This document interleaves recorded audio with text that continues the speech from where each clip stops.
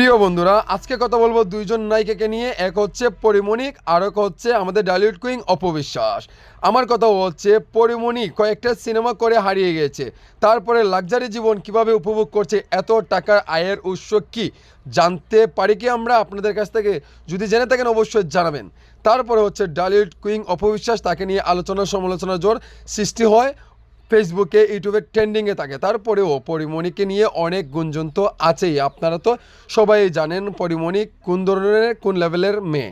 তারপরেও আমাদের অপবিশ্বাস জিম করে ওনার ফিটনেসের দিক থেকে কিন্তু অনেকটা শুকিয়ে আছে, পরিমণির চাইতে অনেক ভালো ফিটনেস ধরে রেখেছে আমাদের ডালিউড ইন্ডাস্ট্রির রানী বলা যায় যাকে, ডালিউড কুইন যাকে বলে অপবিশ্বাস।